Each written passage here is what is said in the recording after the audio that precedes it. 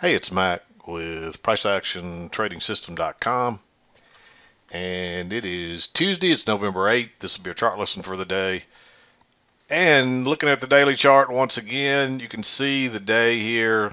It looks like pretty much mixed trading. We traded up somewhat, but definitely far off the highs. And you can see we traded all over the spectrum, as low as way down in here and as high as way up here. Looks kind of like a neutral to slightly up day, and when we flip over to the other chart, you'll see it pretty much confirms it.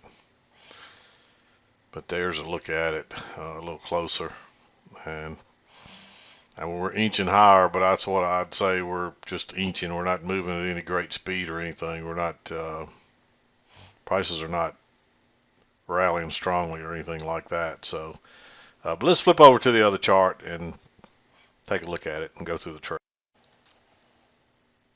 Okay, here we go. You can see we started off, looked like we might kind of go sideways, but this was just temporary resistance. We pushed through there, pulled back and tested, and just kept going. We had a little bit of a spike and channel up here is what it kind of looks like. Um, but anyway, I think really what happened is you get a break of this channel here, and then you get two legs up, and we tried to go higher. We never really confirmed this channel here, but it still looks like a spiking channel, and this is still valid. It just didn't play out. And the bottom just fell out right here. Looked like we were going to crash and burn, and then the next thing you know, we're rallying higher. Now this is a congressional election day, so as the day goes, I don't know if that had anything to do. I'm sure there's some kind of news item that came out, maybe here or something that changed things. It doesn't really matter. I haven't looked out there to see if there was anything going on. It could just be the general election. 1 minute, one candidate's maybe winning, and the next there's not. It could be anything like that. But it doesn't matter. It could just be a sell-off that temporary, but it's a lot of mixed trading all the same. It's still kind of a sideways kind of mixed trading day. But we did close up. You can see where we closed over here yesterday was this red line, and we closed up, 15 or 20 points above that. So kind of a mixed day. But anyway, let's zoom in. We'll go through the trades, and we'll wrap this day up. There's a good many trades today. There were more in the afternoon, I think, midday. Well, they're just kind of spread out today. There's a few this afternoon on that trend down. A few on the way up, a few on the way down. Some just they were kind of spread out. There wasn't. Generally, you're going to find your mornings are your better trading, in my opinion, but that changes.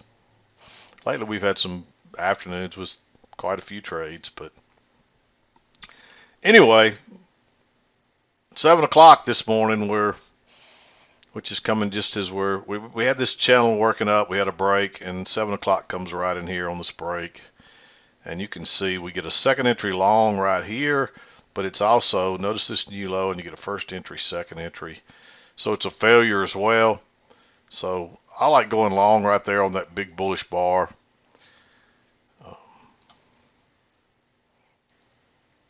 Runs up, we make a new high, and then we're trending down. And this is a pretty good move down. You just don't really get a chance to get in this one. You might take this trade here. You can see the break and then a couple of legs up, and we're way away from the EMA, but generally you need a lower high to be sure we're going lower, and that doesn't come till way down here, and that's too late for a lower high. And somebody asked me that today, what's too far to be considered a lower high? Well, generally a lower high is going to be closer to the original high. It's not going to be, that's a long way to go to call that a lower high. There's no rule or anything written like that, but this is a higher low here. Notice how we didn't go very far and we come back. That's a failure in the second entry, but it's also a higher low. And this is a higher low. Notice how, but it's not one you really want to take because we should have taken off here and we didn't. You might, I looked at this, to me this is your failure, but you might say, okay, you got a double bottom here and then you got a failure, and so maybe you enter here, but my opinion was when we didn't go higher here on this second entry, which also looks like a failure and is by the counts, that it was a little dangerous going long here. But that you could have considered that one. Looking back at it, in real time I considered it, but I didn't like it, so I didn't mark it. But you don't really get a chance here. You get a close outside, and you got a couple of legs down, and this is the danger. This would have still worked if you took it, but this is the danger. But notice here you finally make a new low, and then you make a higher low. Well, that higher low gives you a little more confidence that, hey, now we've made not only a higher low, but we've made a higher high and a higher low, which consists, you need higher highs and higher lows to get a trend in the other direction. So you got more evidence here. Here you're still making lower lows and lower highs. Same thing here, you're still making higher highs and higher lows. So that makes that jumping in there more dangerous. Hopefully that clarifies that. But that's a long way. To be a lower high, it would have to be closer to this high in here, somewhere closer to this high. It's just moved too far there. And again, there's no rule. It's just a feel based on experience from trading. And when you watch prices for long periods of time, you'll start to get that feel for it and understand but just understand a higher low or a lower high is going to be closer to the original low or the original high. It's not going to be like if this little move here is a higher low, but it's not really one you want to take because it's right into all this resistance here. You get a little breakout pullback and a failure here. Well, that's where you want to jump on and look at it go. But if you didn't have this little jog down lower here and you just went straight up and pulled back here, well, that's too far from here to be considered a higher low. It's still a higher low, but it's not something you want to trade, if that makes sense. So I don't know much other way to explain it than that. It's a little more advanced. So if you're new to this, stick to the basics. I say this over and over and over. All you need is one. If you could learn to spot second entries with the trend, and you can sit here all day and wait on them, you'd probably improve your odds 1,000%, and you'd probably make money. But people can't do that. They want to take more trades, and they say, I want to add a trade so I can get more. That's not the key to success. The key to success is finding them the basics and just sticking to them. Second entries with a trend and strong support and resistance off the ranges. That if you can master that, that's all you need, and that's really why it's the basics. The rest of this stuff you need a lot. You need to become a chart reader, a expert chart reader to trade this other stuff. But we have some chart readers that are ready for that. So I talk about it, and people say, well, that's not in the manual. Well, that's because it's too difficult to learn that. You need lots of experience. And most of the time when I get messages or emails or questions in the forum, it's always some advanced trade people are taking and want to know why it failed, because you don't understand what you're doing and you're not ready to trade those. Just leave them alone. Stick to the basics. Become an expert at those, and by the time you get there, you'll understand this other stuff, and you can add them on. It may take years before you want to add these on, but at some point you'll want to add them on.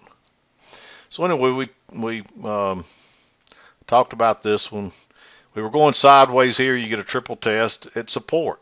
There's a range trade right there. Look how easy that trade was. You may not have got in that quick enough. You had to be really fast, and you may not have got in that trade. But look how quick it was. It took off, and prices never came back. That would have been an easy one there. I didn't mark this one, but really looking back at this, people will say, well, this is right at the support resistance. Well, this is not necessarily a range. It's sideways, it's range-like, but we only turned down there one time. So yeah, you got to be concerned about that resistance, but now if we'd have turned down there multiple times, then you could say, okay, that's strong resistance. This looks like a range high. We got to go to range rules. But we went right through that hardly with any problem. And then we tested it from above once, twice, 3 times, and it closed above it every time. So really looking back at that, you could have taken that second entry there. If you understand what I just explained, you could take that second entry. But again, by waiting on it to test that one more time and it holding and getting a higher low off of it too with a nice signal bar, you got a little better opportunity. It's a little safer. And we continue to chop on up, and you can see that when it's chopping like that, bouncing up and down, very shallow corrections, lots of stems and dojis and small bars. That's a strong trend. This has turned into a strong trend, but this is the second leg up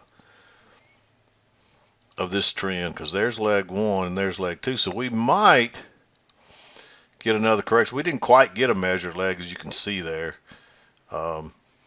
We didn't quite get that, and then we're correcting here. But once again, there's like a spike in channel here to some degree. And you really didn't, even if you didn't see the spike in channel, you still get a break here and a couple of strong legs back up to a new high, and then we corrected after that and turned down. Actually, we never could make a new high here. So, and this never really gets confirmed, but you can see other people saw it, because you can see prices testing all the mid lines, the upper side, the trend line itself from underneath. It's valid, it just never got confirmed, and it didn't really follow through. But that doesn't mean this is not correct. So hopefully that makes sense. But you get the correction here, break, couple legs down to a new low, and then we're going higher again. And you can see we're back in that tight, strong trend again. Look how shallow the correction is there. Unfortunately, you don't get a chance to enter anywhere up through here. There is a second entry here, but you can't enter on that. It's not a good setup. And then we reach the upper side, running down. If you wanted to go short here, if you want to be a little, there's a failure right here that you might take, but this is a strong trend again, and you could get trapped here. And you can see it didn't go all the way back to the trend line before we got a break, and then it worked sideways. But your expectation is we're probably working back over to this trend line. And we actually got to close outside before it started working higher again. And then notice what happens. You make this low. Really, this almost looks like a double bottom. So, but it's still, early on, it looks like a failure here. You try to go higher. First entry, try to go higher. Second entry, this closes above. I like going longer. Your hope is it's going to go to run to make a new high, and maybe it reestablishes this strong trend. That doesn't happen, but it's still an easy scalp, and that's what you're looking for. And you really get a triple test here. I didn't like it because look how, really this is what it looks like to me. It looks like a range that expands by that time, and you can see it's really exactly what happened. So I didn't like going long back into this original resistance here. So that, even though you could argue there's a triple test, and you can see this didn't, and plus this didn't break above. If this would have broke above immediately, maybe you consider that, but I just think you're better off to wait. And it does run on up, pulls back, gets the first entry, turns down again, fails, and turns up. That's the second entry long. Because this is an engulfing bar, I'd wait for this to close and then look to go long above that if it breaks higher, which it did, and it takes on off. Still didn't make that new high. We got really close, and then boom. I don't know if some news item came here or if it just this uptrend had exhausted itself and the bottom fell out. I'm not sure what happened there, but it's the way the markets are. So you're always prepared if you're long here. Your stop's right here, and once you've stopped out, you should be moving your stop up. Or if you got a runner going here, you should be moving your stop up, or at least not. The way I do mine is I scalp out and move mine to break even. Sometimes I might wait a little longer to move it to break even, but at the very least, it's not going to be any lower than right there. And so even if you held on here and try to get more, this doesn't hurt you at all. You just give your little profits back there, and you have a small loss, a break-even loss, basically. And then again, the bottom just falls out here, but I don't see a way to get in that safely. This is too congested here. Now you might have said, hey, I wanted to go short here, but we're still working higher here. So I just don't see, it's just nothing there that I see that I would risk to get short because you're still thinking long here. We're trying to make a new high and there's just no way to see this coming and to get in it safely. I mean, usually you would hope you get a pullback here somewhere down through here that gives you an opportunity, but it didn't. And that's just the way the markets are. Sometimes you get big moves and people kick themselves because they might have taken what was a risky type trade and then it works here. And if they don't take it and they see it works and the next time they'll take it, well, guess what? The next 5 times you see this same setup, it'll fail on you. And all this did was talk you into taking a bad trade. So never look back on your trades. I guess that's the point I'm trying to make here. Once you've made your decision and you either took the trade or didn't trade, obviously go back and study it and learn from it, but don't let it bother you at all. Just learn from it. And because if you just look back at this and you don't really study this and you say, I knew I should have taken that trade, and you see this thing going down like that, well, guess what happens the next few times you take that same trade? It fails on you.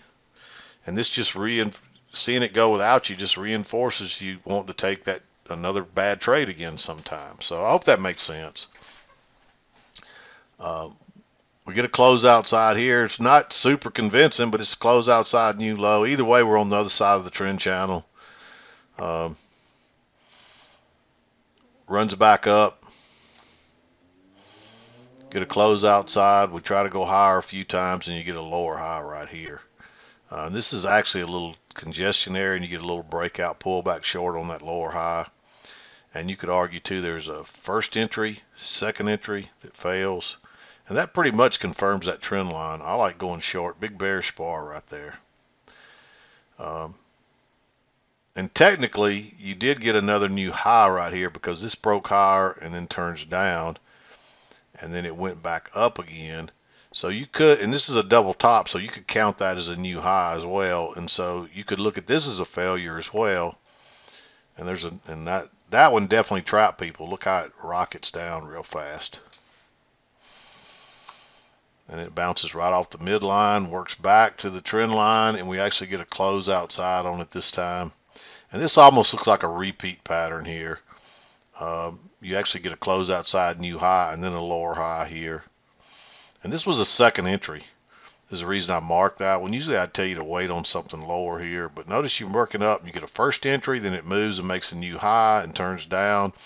And I'd wait for I wouldn't trade the engulfing. That is an engulfing bar.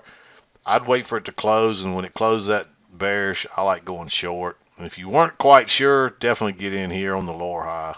Boom, off it goes. And you probably might catch a runner on both of those. And you can ride that all the way down. What I would do, too, is I would draw my trend line here and use that to help me judge where I'm going with my runner.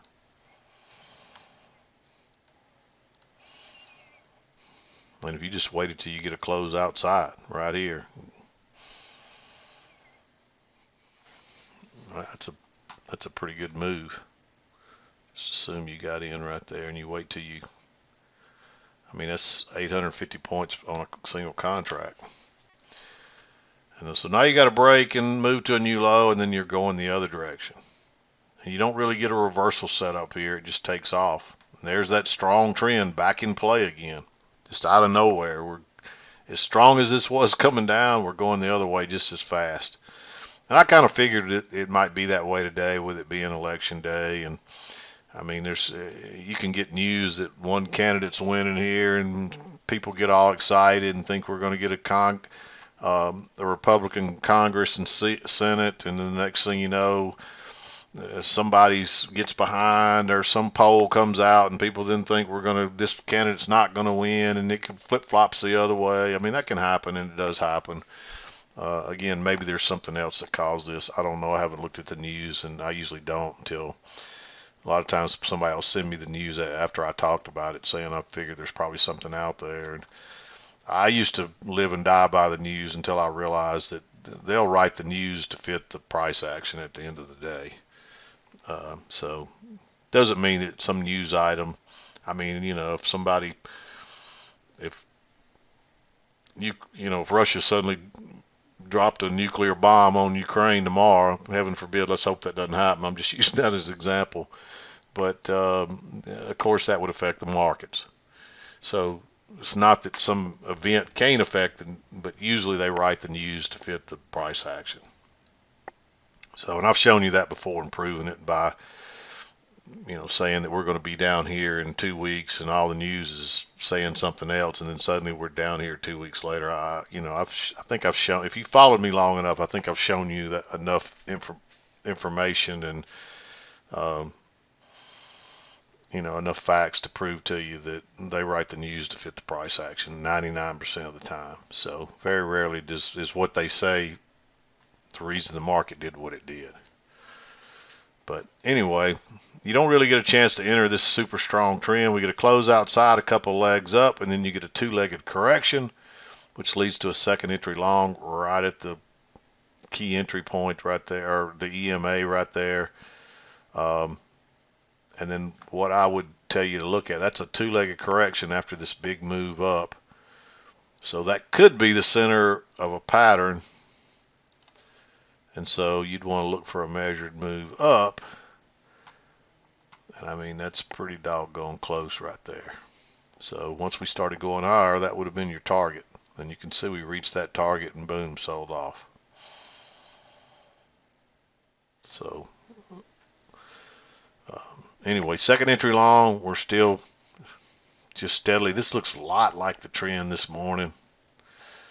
Struggling, but just chopping and continuing to go higher. It looks like it's struggling, but it's really just continuing to go higher. But there's a second entry here. Technically, it's not because there's a little jog higher, but that really looks like a leg down. First entry and then another leg down, second entry. And it does confirm this flatter channel. But there's a lot of sideways stuff here, and so I think you're better to wait. And then notice you got a little double bottom here, so you just start your count over, and you get a first entry, second entry. I like to trade that as a failure. There's another second entry here, but the bar is not. It's too bearish. It's a bearish bar. It closes almost very low, and it's almost 230. So it's, you know, you don't want to push something that late, and then that takes us into 230. And again, you can see we almost got our two legs up there. We pretty much, I mean, that's close enough to call that a two measured move, two measured legs. And there it is again from a little higher level.